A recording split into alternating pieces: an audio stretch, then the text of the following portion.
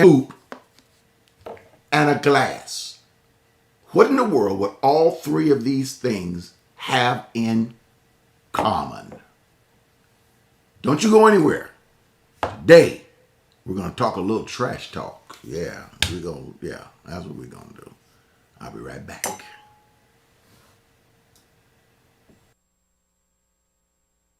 On this rock, I will build my church, and the gates of hell shall not prevail against it.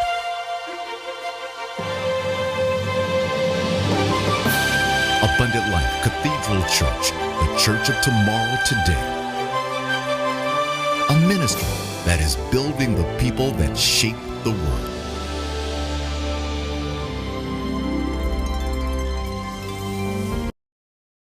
Hello, I'm Ed Montgomery. I have been doing this now. I've just been counting over 45 years. Yes! Ooh. Over 45 years. But I've been right here in Houston for 4 decades. That's right. We've been doing it here at ALC for 4 decades. Hello, ALC. Welcome to the Abundant Life Center, Abundant Life Cathedral. People ask, sometimes we say ALC. They don't know what ALC is, so you got to explain it sometimes. But thank you for allowing us to come into your home. Thank you for allowing our temporary sanctuary to come into your sanctuary. And not just the sanctuary where you live physically, but the sanctuary of your heart. So, get ready. We're going to talk about something today. I call it trash talk.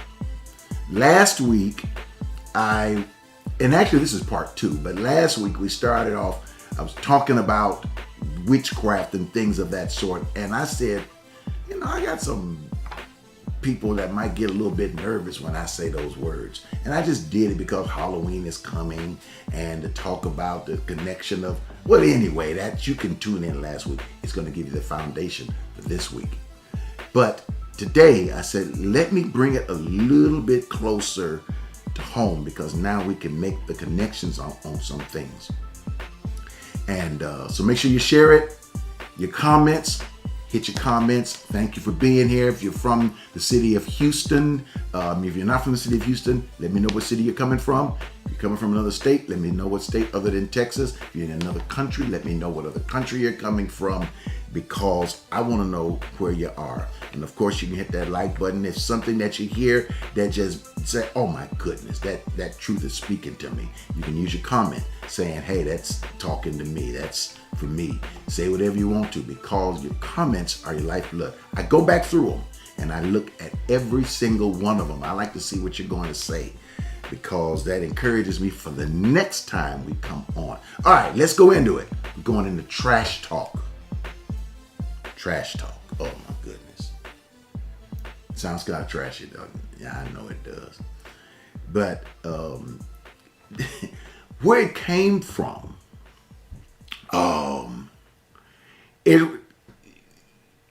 guys know that's what they do on in professional sports, basketball, football, any particular sports. It's not just guys, but it's girls too. It's when they're going after championships and things of that sort. They talk what they call trash. In other words, especially, all right, guys, don't get on me. Or girls, don't get on me, especially if you're playing, some of you just won a WNBA championship. Don't get on me because it's some of the older ones, the veterans. They would do a lot more trash talk. And one of the reasons they do is because they're a little bit older and you got these young folk out there that's quick and fast. But sometimes their brain may not be that fast. Their skills is fast. But you can sometimes when you're more veteran, you need a little edge. And sometimes trash talk can be that edge. Sometimes you can say something that gets into the head of another player that gives you a little bit to go around, speed past them, even though you may not have their speed. All you need is a quick tenth of a second and you're gone. And sometimes those words can make a difference. Why? Because trash talk will get into your head.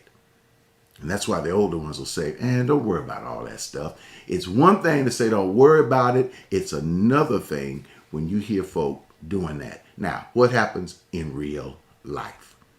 That same kind of stuff happens not only on the field of sports, but it also happens in the corporate field. Yeah, happens in the business field. It happens in the field of entertainment. It happens even in the gospel field. It happens in every area of life. There are people who will use trash talk just to get the edge. There are people who will say things to you because they know how to push your buttons. Come on now. How many of you know folk that know how to push your buttons? And usually it's the people that's closest to you that know how to push your buttons. They know how to get to you. And when they know how to get to you, it gives a little bit of an edge. Now, we call it trash talk. But when we look at the Bible, I'm going to give you this verse. It's actually Numbers chapter 23, verse 20. And it says this, and I'm paraphrasing it. So many words of this. God has commanded to bless.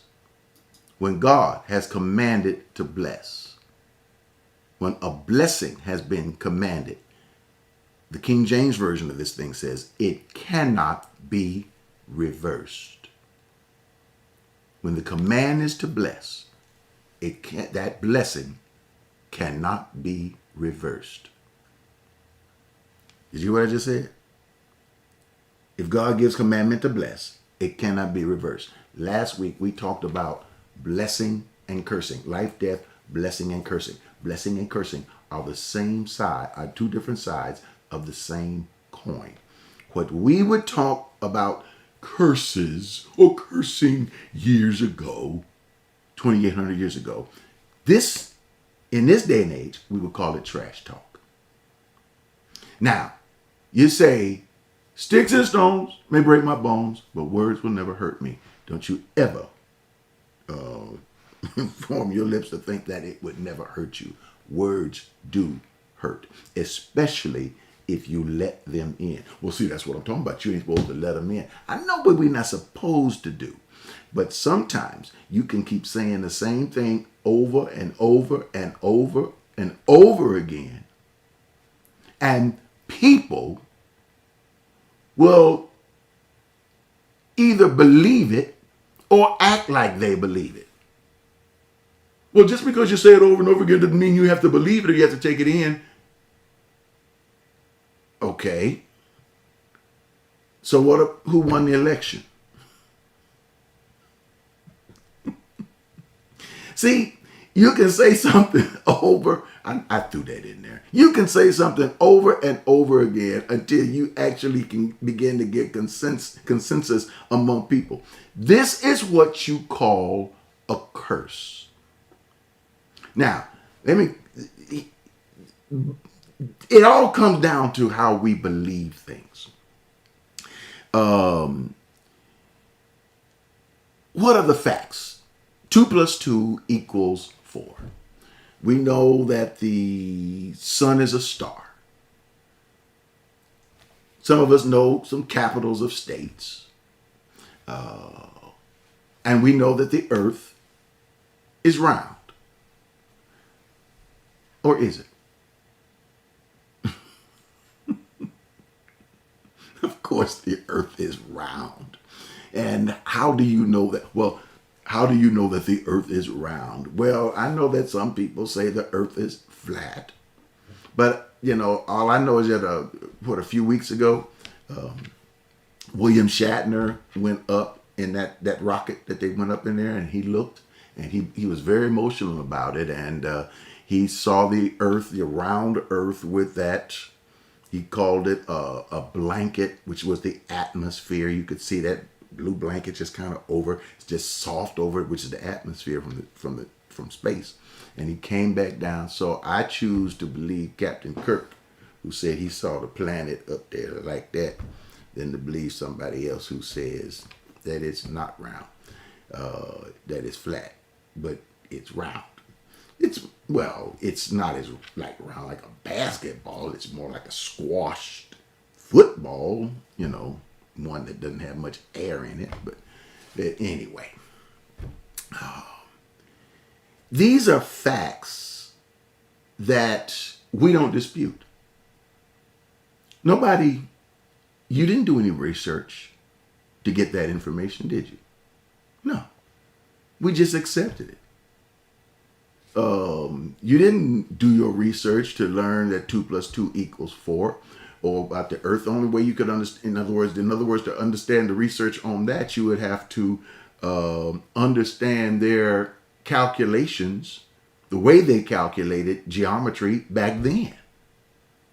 Or you would have to at least have some mad mathematical skills, which most of us may not have. We may have some good ones, but not that we're going to sit around and calculate why the Earth is the way it is and things of that sort. That's not something we plan on doing. If we want to do it, we got other things to do. Which makes me ask the question, why, everybody all of a sudden, I can't do this because I've got to do my research. And I'm wondering how many microbiologists and immunologists we have out there that's gone to school, got the degree. Anyway, the bottom line is, most of what we believe, we are told those things. We don't research it, because if we had to research this kind of stuff, we would always, every time a child is born, you would have to start from scratch, relearning everything. So in order to build, we have to stand on the shoulders of those who came before us. We have to accept certain things as facts from the people who gave it to us before us. Whether or not, are you sure that's true? I mean, take money, for instance. Currency, $20 bills, $50 bills, $100 bills. I mean, this is paper. I mean, actually it's linen, but it's paper. What makes you think this paper is valuable? If you tear it in half, the one half of the way, you can't get it anymore. You don't have another $100 bill because you only have one half of it, which has the serial numbers on it. What makes money or currency valuable? It's us. We believe it's valuable. We say it's valuable. So when we all say it's valuable, that's what makes it valuable. That's why it writes on there. It says, this is legal tender for all debts, public and private. Because we say it. Same way with the Constitution. What makes the Constitution we the people? Because we the people say that this is our document. Well, I have my constitutional rights because we the people say. That's why people fought for their rights. There was a time other people didn't have rights. They looked at them as 2/5 of a people or 2/5 of a person. So they didn't have the right to vote. That's why fighting for the right to vote and all these kind of things is so important, because it's all based on how we see ourselves. I see myself as we the people of the United States. We see ourselves as we the people of the United States. But there are some people who only see themselves as we the people, and other people who see the other and not we the people, so that only we the people have the right to vote, because this is the people's country. You see what I'm saying? So it comes back to how you see yourself. How we buy into this belief concerning our lives. 2 + 2 = 4. It's just the way it is. Oh, by the way, I was listening. Did you hear that? That big pop? Yeah. What? Who in the world would hit fireworks on a Sunday morning? But anyway, you know, who knows? Is it a holiday or something? Did I forget? No, I don't think so. Anyway, these are the things that we understand as belief, and this is what makes us powerful, what we believe. And even in the areas of spirituality, that's what I want to do. I want to go back and look at this scripture and see what is it that can keep you blessed and not cursed. What is blessing? What is cursing? But this makes us change some of our thinking, some of our facts. And this is what we understood about blessing. Now watch this about cursing. Watch this. The definition of curse. This is a can of peanuts. Wonderful peanuts. And I take this and I scooping out some peanuts. And I'm placing them in this glass. I have scooped peanuts out of this can and placed them in this glass. So there's something here that is no longer in here. This is what the definition in the Bible is for the word curse. It means to scoop out of something. Now, you can't scoop out anything unless it's already in there. When I bought this can of peanuts, before I ate some of them, when I bought this can of peanuts, it was a full can. When I scooped some out, I have some now in this glass, which means this came full. This is what's caused us to begin to realize and think a little differently about things. When we are born into this world, there are people that are telling us we're born into this world empty, waiting on somebody to preach something to us or to say something that's going to fill us up. I'm beginning to ask the question now. From what I'm seeing, we're born into this world full. And God has blessed us, as Ephesians chapter 1 says, who hath blessed us with all spiritual blessing. And the goal is to become enlightened about the blessing that we have and not let it get cursed or scooped out or trash talked out of us. This is what was happening. This was the story about this guy named Balaam, Balak, and the Hebrew people. Go back in the previous, you got to go back to the previous one to hear the story. That way I don't have to tell it all over again. But as a quick study, the bottom line is the Hebrew people were on this side of this river.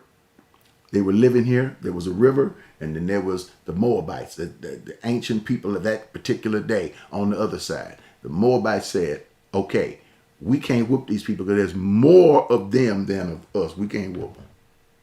In other words, imagine they had the Hebrew people had 100 people. Moabites had 75. So what they were saying is that there's more of them than it is us. We can't whoop them. So, but here's what we can do. If we can trash talk them, if we can curse them, we can trash talk them, we might get a little edge and get by them. We can, in other words, if we can tell them, you can't win, then maybe out of that 100, we ain't gonna get all of them. But if we could get 50 of them to maybe drop their swords a little bit and say, we can't. Oh, well, if we can't win, there's no need of us going out to fight. If we can't win, there's no need of us going out there at all on the field. I might as well stay home because we're not going to win anyway. If they can get 50 of them to talk like that, and only 50 of the 100 show up, then the 75 from the Moabite side say, then we can whoop them. So how are they whooping them? They're whooping them with trash talk. Oh, throwing that stuff on them. You can't win. Remember that Michael Jackson thing, The Wiz? And the crows was out there in the field. Michael Jackson was playing the scarecrow and he was on that pole. And the crow said, you got to sing this song. And Michael Jackson said, I don't want to sing the Crow National Anthem. And then the crow said, you going to sing that song? And so Michael Jackson said, you can't win, child. You can't. In other words, he's telling himself, you can't win. And that's why he kept staying up on, and you can't get out of the game. You can't get out of this. You can't win. You're in a circle. You can't get out of your non-winning cycle. I don't know who I'm talking to. But I think that there can be things that have been so trash talked to us and we've lived with so long that we have let this thing become a part of our flesh and we can't recognize it. We can't recognize we've been trash talked out of winning in business. We've been trash talked out of building an entrepreneurial business. We start seeing the pressure that it takes. We start seeing we got to go without some things. We started seeing we got to sacrifice some things to get this thing done. And then you start hearing these voices in your head that say you ain't going to get there. You're never going to make it. Why are you playing these games? Just go ahead and just get a job and just live your life and do your thing. You ain't going to ever make it. You got a big dream in front of you, but inside of your head, you got little dreams talking to you. You got to get the little dreams out of your head so that you can go ahead and go after that big dream. Oh, you're going to pay the price for it. You're going to sacrifice. Oh, there's going to be a battle. But the battle is the Lord's. The battle is won. You are blessed. See, that's what's getting to me. I'm saying, wait a minute. Maybe I got all the peanuts here. Maybe I have everything that God has for me. Maybe I am redeemed. Maybe I am justified. Maybe I have that righteousness. Maybe I'm not that poor old sinful creature like a wretch undone. Maybe that's not me. Maybe, just maybe, I belong to the God of the universe. Maybe, just maybe, I have the image of God inside of me. Everywhere the soles of my feet touch, I can claim as mine. I can pray. And when I pray, I call for things. I speak things. I talk things. And they begin to become real inside of me. And they reverberate like vibrations, like it says in scripture. And the sound goes out. Maybe, just maybe, I'm so blessed. But the only way you can keep me down, and that is to listen to the enemies of your mind telling you, you can't win, child, and you can't get out of the game. I'm here to tell you today, that is nothing but a bunch of trash talk. You can win it, and you can get out of that cycle of not winning. Oh yeah, there are things that we learn from one another that are passed down. These are not bad things. You don't have to relearn everything. But maybe spiritually, someone has taught us that we're just so empty and we just need to wait for God to fill us. Maybe we're already full. We need to recognize when that scoop goes in. Now, tell me something. Can the devil or enemies or evil or whatever scoop something out of you? I think when it scoops it out of you, I don't believe that it physically takes out your blessing. I believe it takes the awareness of your blessing, out of your mind, and out of your thinking. It removes the awareness of who you are, the awareness of your potential, the awareness of your capability, the awareness of your ability, the awareness to where you won't focus your time and focus your attention, where you won't focus on what you have to do and say, something's coming at me, but I ain't going over there. Something's coming from my left, but I ain't going over there. Something's coming in front of me. I'm not going to let that deter me. That I hear a bunch of stuff going on behind me, but I'm not going to let that deter me because I'm focused. I will look neither to the left nor to the right, but I'm going to look straight on because you see, I'm walking in my blessing. I'm flowing in my blessing. I'm moving in my blessing because I got the blessing in me. The only way it can be scooped out of me is to get me to believe that I don't have it.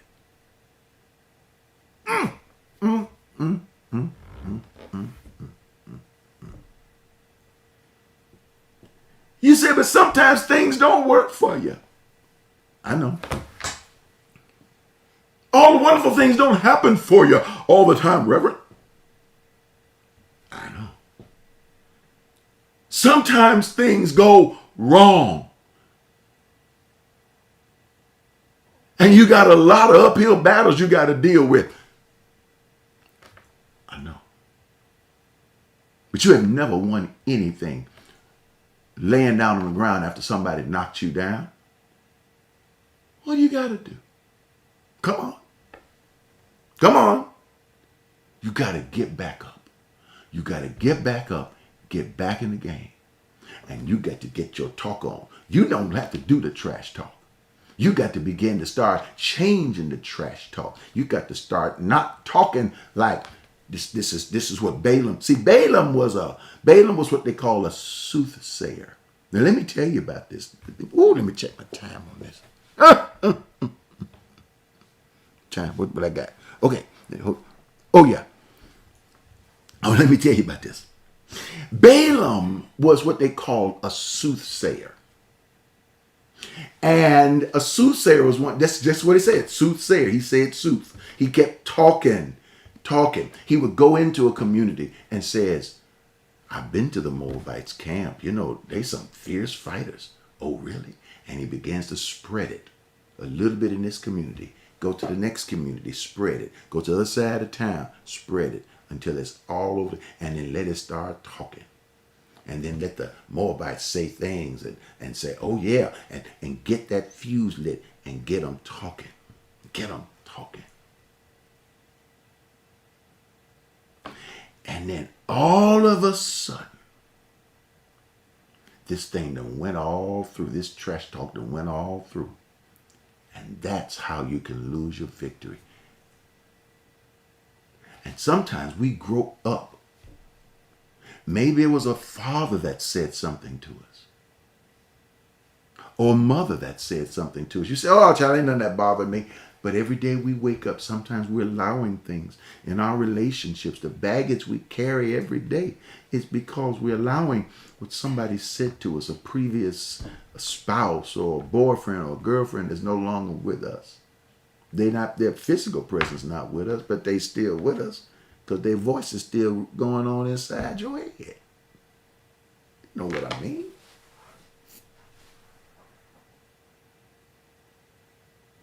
And so here's what he says. Here is what God says. When you are blessed, it cannot be reversed. When you are blessed, it cannot be reversed. Now that disturbed me because I was trying to figure out, why would a document that old say something can't be reversed? When I think of reverse, I think of the R on the automobile. I think of the delete button. I think of the arrows on the computer. There was none of those things during those times. What in the world did they understand about reverse? What in the world could that word possibly mean back then to trash talk today? How can What God says or commands or speaks cannot be reversed. What in the world does that mean? Because if you understand what that means, for the rest of your life, your world is going to change. I'm getting ready to change your life for the rest of your life. Don't you go anywhere. Watch this. I am coming on the side of space. Hey, this is Dr. Ed. We've been on this journey for over 40 years. Some have been there with us for almost 40. Some have just started this journey with us. But what we've been able to do is help people to find joy, peace, enlightenment. They have grown tremendously, spiritually, mentally, emotionally, and it's all because of your contributions, your help, our journey on this road. Take a moment, make a contribution at myalc.org. That's myalc.org. That's our website. That's our main place where you're even able to watch our show on Sunday mornings. Not only that, but you can also give through our app. And you can download that app from Google Play, or you can download it from the App Store by just typing in Abundant Life Center, or you can type in Ed Montgomery and the Abundant Life Center app will pop up and you can download it. It only takes a few moments, and you can have that way. You can carry it with you on your phone and your iPads and all those kind of good things. Not only that, but you can also do text to give. That's very popular because people are able to give if they forget to be on their website or their app. They can just give right on the spot, real fast, real quick. Sometimes they do text to give even when we're inside of a church service. And you can do that by texting to 713-742-2035. That's 713-742-2035. Or you could give through our P.O. Box. Safe, sound, secure. You can give, you can make sure you put a stamp on the envelope, but you can, write us a little note, drop me a little note, whatever you want to do, and mail it. There are some folks that's just, hey, I'm just going to mail this. And you can mail your contribution, and that's to the Abundant Life Center, P.O. Box 772-300, Houston, Texas, 77215. I'm going to say it again. That's that old radio thing. You got to say it twice. Abundant Life Center, P.O. Box 772-300, Houston, Texas, 77215. Continue on this journey with us. And if you're new for the first time, start this journey with us. I promise you, not only will it change your life, but you'll change the life of so many around you. And that'll make you feel real good inside. Thanks. Look,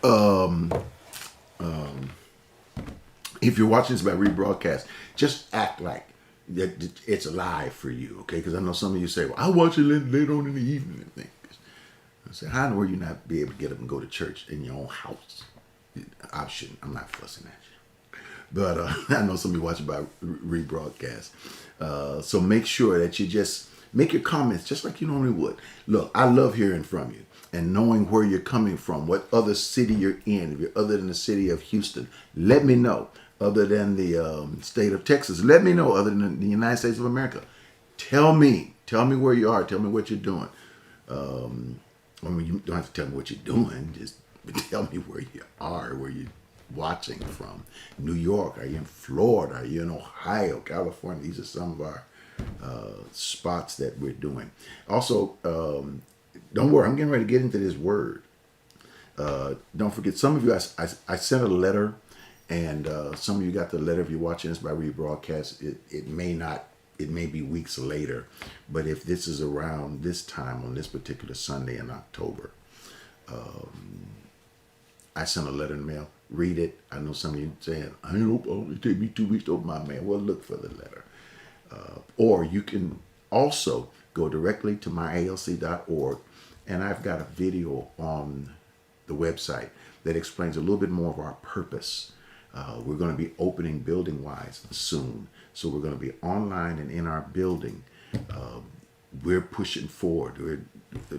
We are pushing to make this thing work. So find a little bit more about our purpose online, okay? I'll tell you more about what's happening. Now,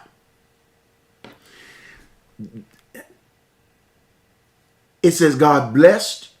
When God blesses, it cannot be reversed. Now, last week, I talked about spells. Spells. Yeah, I know it. Most people don't realize that the definition of the word gospel. So it's good news. That's one definition. But if you look it up, you'll notice there's another definition. Gospel, put a hyphen in there, God spell, Godspell. Now, when we hear the word spell, we think of Charmed and the Book of Shadows and all those kind of things. Well, that's what a spell is, are things that are said, a verse that is said that can speak into a person's life. It can either bless or curse. It can either speak life or talk trash. There we go. You can either speak life or talk trash. And that's what a blessing is. It is speaking of life. Trash talking is the cursing. Now, when it says God has blessed, in other words, God has spoken life, and it cannot be reversed. In other words, when we read it, when I've always read it, in other words, it can't be turned around. It can't go backwards. When God is giving you a blessing, it's going forward, and you can't take that blessing backwards. You can't take it back. Boy, I've said it so often. But then I looked at it again, looked it up again, dug deeper again, and look what I found. It says the word reverse. Take it, break it down, and it's 2 syllables. What does it say? Reversed. When God blesses, it cannot be reversed. What does the word re means? To do again. The word verse is like a scripture or a verse of a scripture. It says when God speaks a verse, I am prosperous. I am healed. I am sound of mind. I am the resurrection of life. I am the bread. When God speaks a word over your life and says, you are not a loser, you are a winner. You will be successful in all things. Joshua 1:8. As you study the word and speak the word, you will be successful in everything that you do. That is a verse. Once God speaks a verse, your enemies, the devil, your enemies of your mind, cannot reverse it. They cannot change the verse. When God speaks a verse, it cannot be reversed. In other words, they can talk trash all day long, and that trash talk cannot affect you. And you got to say, you know what? That trash talk can't affect me. That trash talk can't touch me. And I'm going to tell you something. Are you ready? Oh, how much time I got? Okay. Oh, yeah. I got enough time to take this. Listen. You have known this principle all of your life. From the time you were a little kid, God taught it to you. Actually, the other kids taught it to you. Huh? You have known it all your life. You forgot it. The next time you go into a boardroom, use it on somebody when they try to trash talk you. If you're on the court, use it. Oh, they crack up laughing, but use it. Let me tell you what you learned when you were little and you threw away. Now it's time to bring it back out. It goes like this. I'm rubber, you glue. Everything you say to me bounces off of me and sticks on you. Come on, let's say it again. I'm rubber, you glue. Everything you say to me bounces off of me and sticks on you. if you curse, it bounces off me and sticks on you. That's a spiritual principle. If you try to take me out, it bounces off of me and sticks on you. If you tell me I can't win this thing, it bounces off of me and sticks on you. How many of you have ever had to stand in the middle of sickness and say, I am healed? How many of you felt your body almost just like, oh my God, and still declare, I am healed? How many of you have ever had to even with the mind, listen, I know sometimes in my years, mentally, I've asked myself the question, Lord, am I about to lose it? And I've had to say, surely he's borne my sicknesses and my diseases mentally, physically. Listen, there's nothing wrong with going through things mentally. Don't hold that stuff in. Talk to somebody. Talk to a friend. Go get some professional counseling. This is not the same day and age we live in as it used to be. Well, I'm a strong believer in everything. Listen, you better talk to somebody, because start talking to yourself. You're already talking to yourself. You're dealing with your mind. Say, listen, don't just do that alone. Stand and say, I have the mind of Christ. I have the mind of God. And then get on that phone and call somebody and say, listen, I got the mind of Christ, the mind of God, but I need to talk to somebody human. You have to learn to take control of things. And when things get out of control, you got to do whatever you can to get it back in control. When the money is funny, what you got to do is realize, say, listen, it can't last forever. But I got to start somewhere. Maybe I need to penny pinch here, do this, but you got to start somewhere. But don't let that thing get in your head that you are not going to succeed.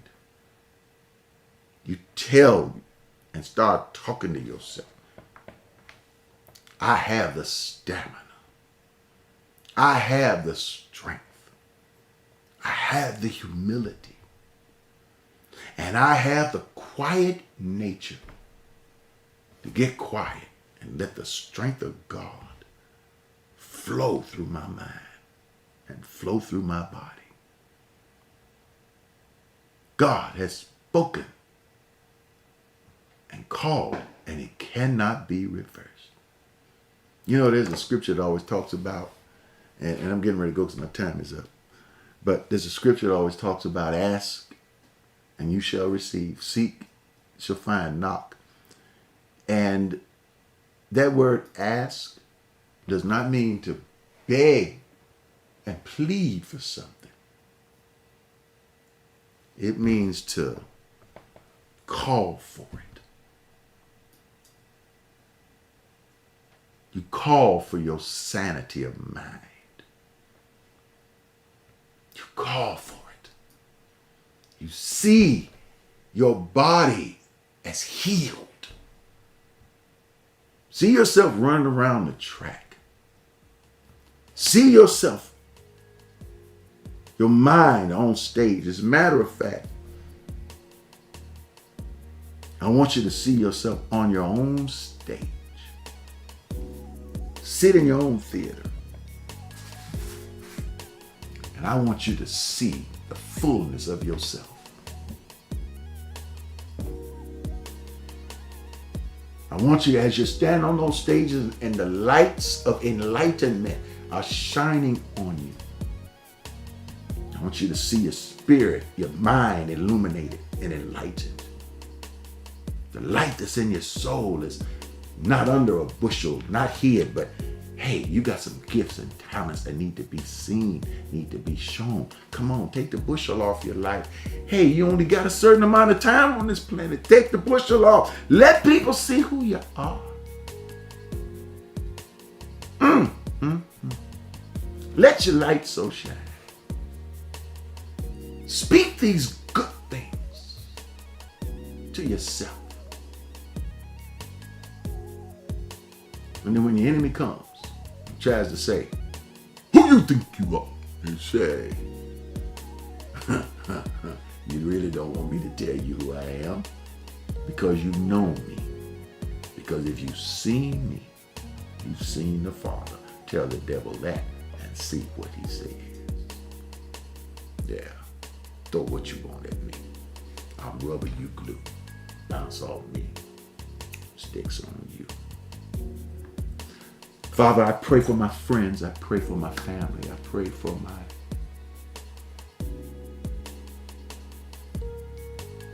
sojourners who are on this journey with me. I pray that your hearts will be mended. I pray that you will find the strength to go on, to stand, and to go to the next dimension of your life. Hold your head up. Keep going. Gets a little weary toward the end, but this is where you got to strengthen.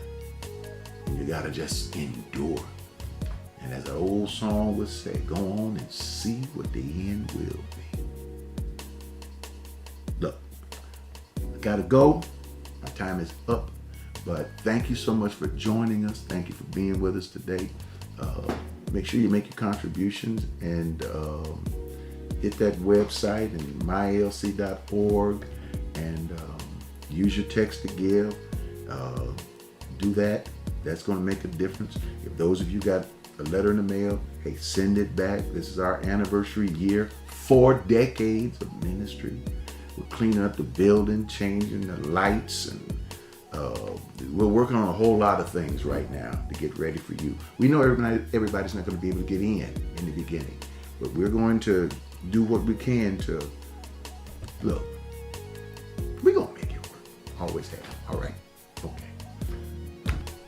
I am gone. See? Bye. Hey, this is Dr. Ed. We've been on this journey for over 40 years. Some have been there with us for almost 40. Some have just started this journey with us. But what we've been able to do is help people to find joy, peace, enlightenment. They have grown tremendously, spiritually, mentally, emotionally, and it's all because of your contributions, your help, our journey on this road. Take a moment, make a contribution at myalc.org. That's myalc.org.